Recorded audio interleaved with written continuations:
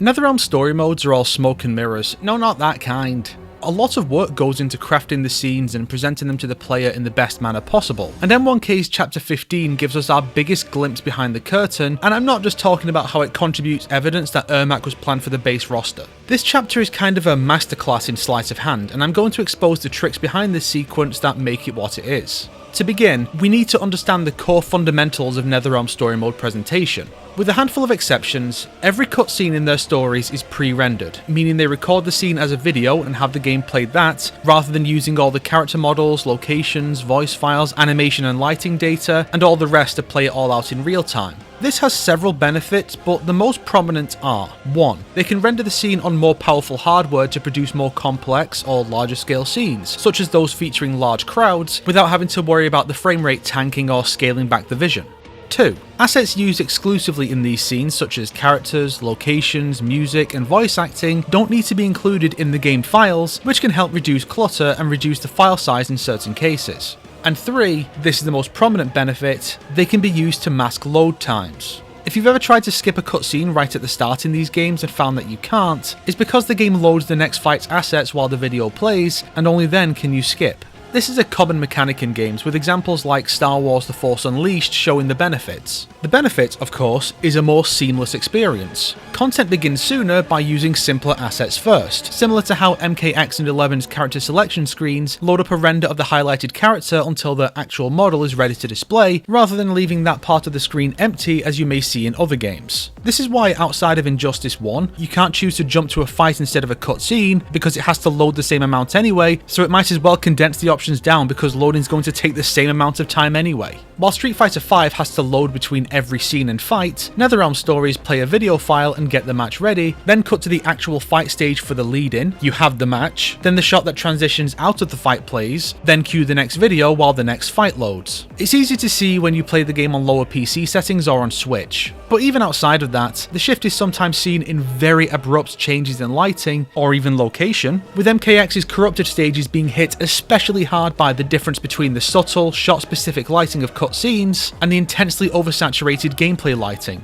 So with all of these benefits in mind, we can start to understand how Chapter 15 is actually constructed. For demonstrative purposes, I'll be using mods to play as Order of Darkness Janet Cage for much of this. We open on a looping video file showing the Union of Light to play behind character select. As you can see, the pre-rendered scenes all feature these timecodes and other data that is stored behind the letterboxing so the player doesn't see it, with only full screen videos like arcade endings and invasion scenes not having this. And it's frustrating because they used full screen, unobtrusive versions for the game's trailers. So yeah, the letterboxing is not baked in. After this, we get a shot of our character between alternate Melina and Smoke. This is rendered in real time, as proven by this modded costume, as will most shots in this chapter. NetherRealm occasionally used real-time scenes in MK9, but I think they've avoided using them since Injustice. You'll notice this shot uses Johnny and not Janet, despite the hook mod replacing Johnny with Janet for this chapter. This and a couple of other moments are still in real time, but the game simply assigns the character model of your chosen fighter and does not consider this entity to be a fighter entity.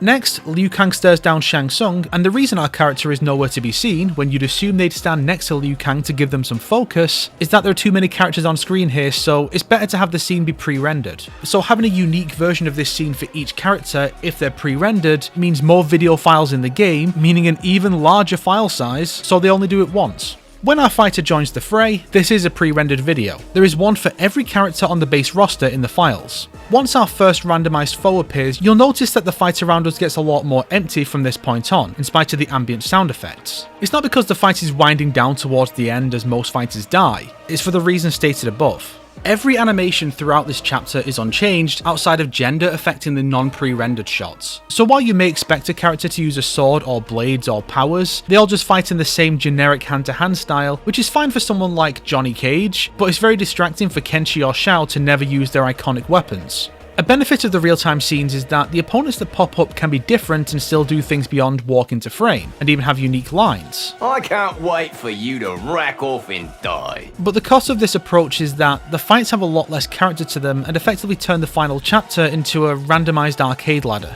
If the opponents were at least tailored to the specific fighter, this would be less of a problem. When that gang of dudes shows up to chase us, that close-up shot of them running past the camera is a pre-render, and then we run away in real time. That's why they never catch us despite us being knocked down the second we round the corner. Before long, we have the Goro encounter, where a hammer-wielding variant jumps us and has us at his mercy before the Cage Trio intervene. This is another trick the game pulls. See, Goro being kicked is the start of a new video file. For the duration of this skirmish until the close-up of Goro's feet as he slips, it's all pre-rendered. That's why our character is not seen at all during this event. But the cinematics team did at least avoid showing the spot where our character is to mask this fact, which is not always done in earlier scenes. When Kitana rocks up to kill the Kombat kids, everything from her approaching Takeda up to Cassie's decapitation is pre-rendered, and it's sandwiched between two shots our character features in, with Kitana's fan passing right in front of the camera being used as the transition to the FMV. And for those not in the know, there exists an extended version of the Kombat Kids encounter where they take down over a dozen other fighters before you show up. I assume it was cut for pacing, and not because the choreography looks stilted when everyone stands around before slowly and awkwardly taking a shot at them.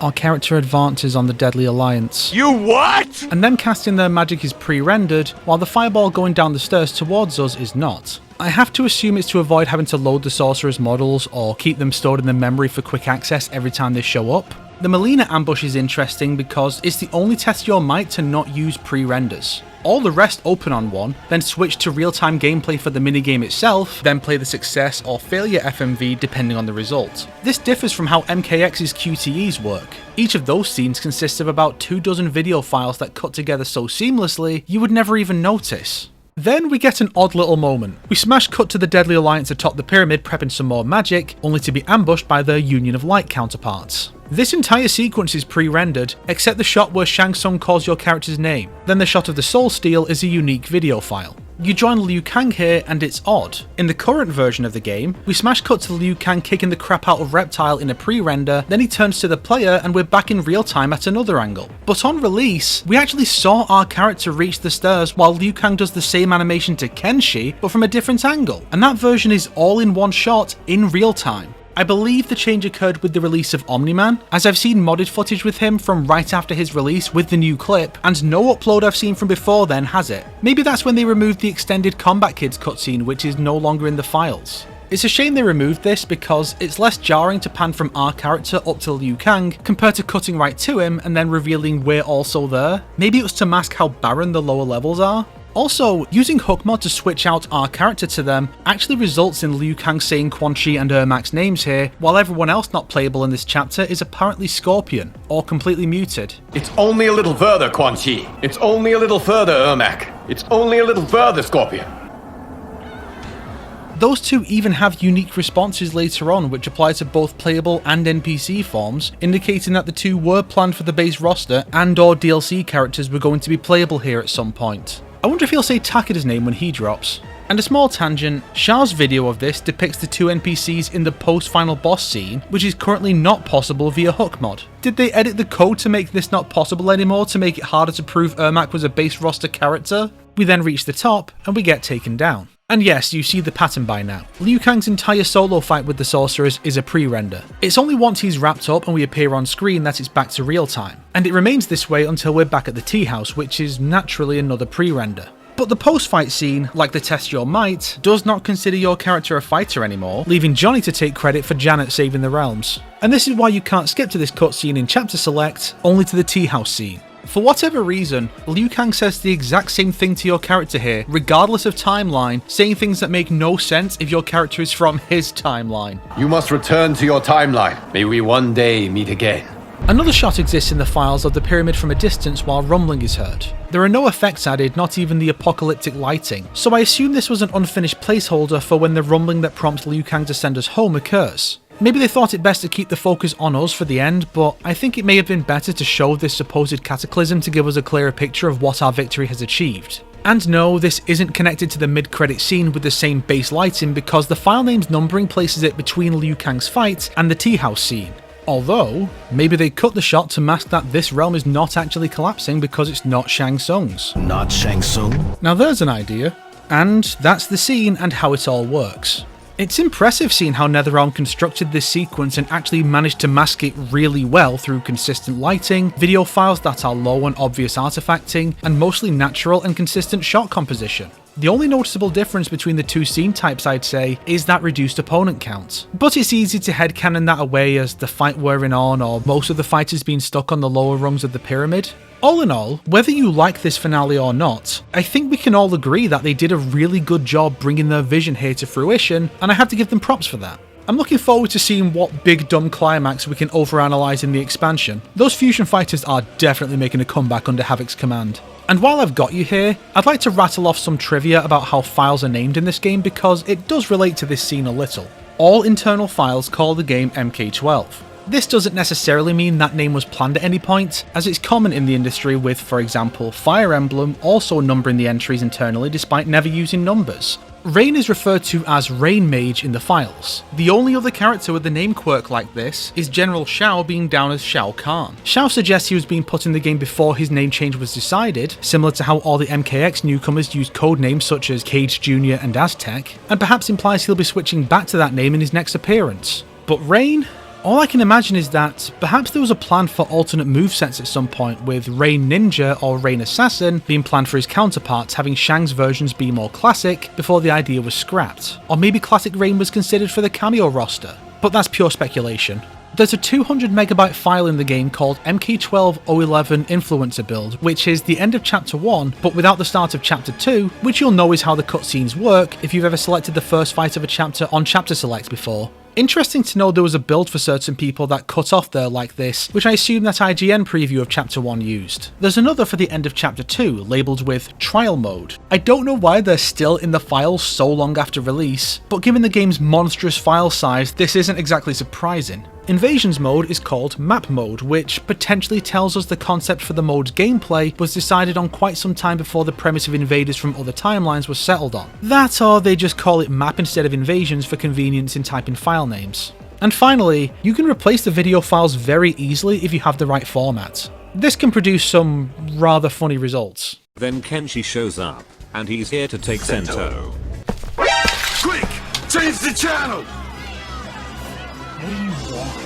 Hell, you could probably reduce the game's unreasonable file size by replacing all the video files with much smaller ones. You might get banned though, so try at your own risk. If you liked this video, why not subscribe and support me on Patreon like these fine people here? If not, then make sure to share it with your enemies so they can suffer along with you. Today's recommended video is my own, proving that Ermac was planned for the base roster because I want everyone to know what WB took from us. Fuck you, Harakiri Squad.